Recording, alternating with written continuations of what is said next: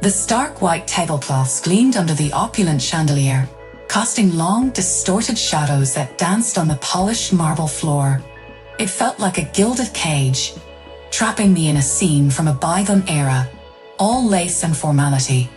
I adjusted the starched white cuffs of my uniform, the fabric stiff and unyielding, mirroring the rigid smile I plastered on my face. Tonight's affair was the grandest I'd seen in my years as a catering waitress. The wedding of Alexandra Van Der Meer, daughter of the media mogul, Charles Van Der Meer. As usual, I, Brenda the invisible waitress, was expected to fade into the background, a silent cog in the well-oiled machine of extravagance. I navigated the sea of expensively dressed guests with practiced ease, my tray laden with crystal champagne flutes held high. "Careful there, dear," a voice purred, dripping with condescension. It was Mrs. Hemmingsley, a regular on the social circuit, her perfectly coiffed hair and diamond-encrusted necklace glinting under the lights. "Wouldn't want to spill anything on those exquisite gowns." I offered a tight smile, refusing to meet her gaze. "Of course, Mrs. Hemmingsley," I replied, my voice unwavering despite the sting of her comment. Years of dealing with such entitled patrons had built an impenetrable wall around my emotions. As I weaved through the crowd, a commotion erupted near the dance floor. A group of young men, their suits already rumpled, laughed boisterously, their voices echoing off the high ceilings. I sighed inwardly. Even at weddings, chaos found a way to infiltrate the carefully curated perfection. But amidst the cacophony, something else snagged my attention. A melody, familiar yet foreign, drifted through the air. It was our song, a silly tune we discovered at a local diner on our first date. My heart stuttered in my chest, an impossible feeling blooming in my gut. I followed the music, my steps quickening, a tremor running through my hands. And then I saw him, standing near the bar, bathed in the warm glow of the string quartet, was my husband Dustin. The man who had died 2 years ago, in a car accident. The man whose absence had carved a hollow ache in my heart. This couldn't be real, could it? My vision blurred, the festive atmosphere dissolving into a swirling kaleidoscope of color. My breath hitched, the champagne flutes on my tray feeling like leaden weights in my trembling hands. It was unmistakably him. Dustin, standing proudly next to a radiant woman in a white wedding dress. He smiled and hugged her. The world seemed to tilt on its axis, the music transforming into a distant drone. Time slowed, etching every detail of the scene into my memory with agonizing clarity. Dustin's familiar face, his dark hair perfectly styled, his piercing blue eyes. Just then, the officiant declared, "I now pronounce you husband and wife." A triumphant cheer erupted from the crowd, but my world remained silent. The clinking of glasses, the joyful chatter, the celebratory music, all faded into the background. My gaze stayed fixed on the couple, their faces glowing with marital bliss. "Who's the lucky groom?" Sarah asked curiously, her eyes following my gaze. I don't know," I managed to force out, my voice barely a whisper. The lie tasted bitter, but revealing the truth, especially in this public setting, felt like an insurmountable leap. As the newlyweds leaned in for a kiss, my heart shattered into a million pieces. The man I loved, the man I'd mourned, was not only alive, but marrying another woman. The weight of betrayal and disbelief threatened to crush me, but somewhere deep inside, a spark of determination ignited. I wouldn't let this break me, not anymore. I stumbled out onto the cool night air, the glittering lights of the city a stark contrast to the turmoil brewing inside me. Every muscle in my body trembled, the tray of champagne flutes I'd held just moments ago now, a distant memory. Tears streamed down my face, blurring the world into a watercolor mess. I found myself leaning against a brick wall, gasping for breath. How could it be? Dustin, the man whose absence had carved a hollow ache in my heart, was not only alive, but alive and married. My mind reeled, replaying the vows, the stolen glance, the undeniable glint of happiness in his eyes. Eyes that once held only love for me. "Hey, Are you all right? A gentle voice startled me. I looked up to see a young woman with kind eyes and a concerned expression.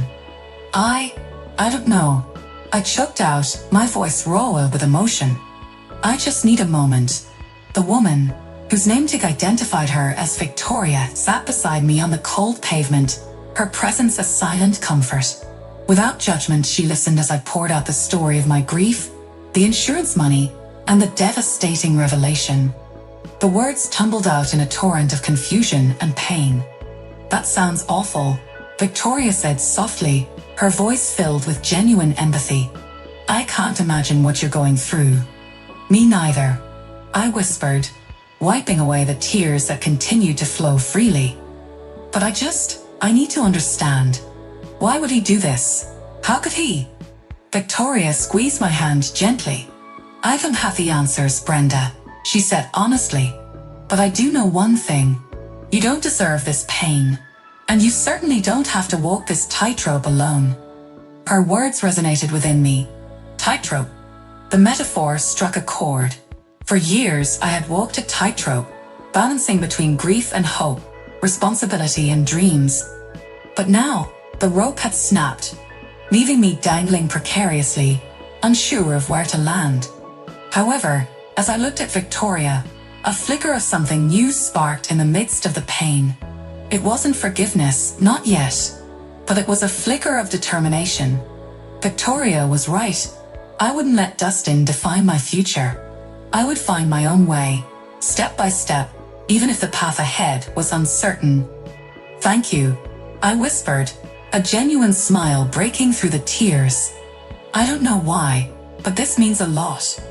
Victoria smiled back, her eyes warm.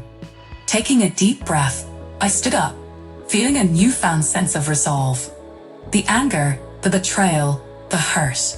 It all boiled over as I found myself at a bar, nursing a drink that was quickly becoming my liquid courage.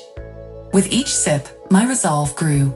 I needed to confront Dustin, to let him know the extent of his deception, to tear down the facade he had so carefully constructed. And what better way to do it than in front of an audience? To expose him for the liar he was? Fueled by alcohol and righteous indignation, I stormed into the wedding reception, scanning the room for Dustin. There he was, laughing and dancing with his new wife, oblivious to the storm about to break. Striding up to him, I took a deep breath and let loose. The words tumbled out, a torrent of anger and pain, fueled by the betrayal and the humiliation. I didn't care who was listening. All I wanted was to make him feel the hurt he had caused me. Dustin's face went from shock to anger, his features twisted with fury. He tried to shush me, to dismiss me as a crazy ex-girlfriend, but I wasn't having it. I shouted louder, my voice rising above the din of the party, determined to be heard. Finally, security intervened, dragging me away from Dustin and his new wife. I struggled against their grip, screaming obscenities and threats, but it was no use. I was thrown out of the venue, humiliated and defeated. The next morning, I woke up with a pounding headache and a sense of dread. I knew what I had done, and I knew the consequences would be severe. Sure enough, a few hours later, I received a call from my boss. "Brenda," he said, his voice stern, "I'm afraid I have some bad news. Your behavior at the wedding was unacceptable. We're going to have to let you go." I hung up the phone, tears welling up in my eyes. 2 weeks had passed since the disastrous wedding reception. The humiliation and regret still lingered, but I was determined to move on. I had been fired from my job, but I was determined to find a new one. Sitting in a small cafe, nursing a cup of coffee, and scanning the want ads in the newspaper, I noticed a man sitting at the table next to us. He was reading a book and sipping a cup of tea. He looked up and caught my eye, and we smiled at each other. "Hi," he said, his voice warm and friendly. "I saw you looking at the want ads," he said. "I'm actually a businessman, and I'm always looking for talented people to join my team." I was intrigued. "What kind of business are you in?" I asked. "I own a chain of coffee shops," he said. "We're always looking for baristas and managers." I felt a spark of excitement. I had always loved working in coffee shops, and this could be the perfect opportunity. We talked for a while longer, and I learned that his name was Mark. He was kind and intelligent and successful. I felt a connection with him. As we finished our conversation, Mark asked me out on a date. I hesitated for a moment, but then I agreed. I was nervous, but I also felt excited. Maybe this was the beginning of something new. We went on our date a few days later, and it went even better than I had hoped. We talked for hours, and I felt like I had known him my whole life. He was everything I had ever wanted in a man: kind, funny, and intelligent. We started dating regularly, and I quickly fell in love with him. He was everything Dustin wasn't. He was honest, faithful, and kind. He made me feel like I was the only woman in the world. A few months later, Mark proposed to me, and I said yes. We were married a year later, and it was the happiest day of my life. I had finally found my happy ending. I had found the man of my dreams, and I was starting a new chapter in my life. I was grateful for the pain and heartbreak I had experienced because it had led me to Mark. He was my knight in shining armor, and he had rescued me from my own personal hell. I was finally happy, and I knew that I would never be alone again.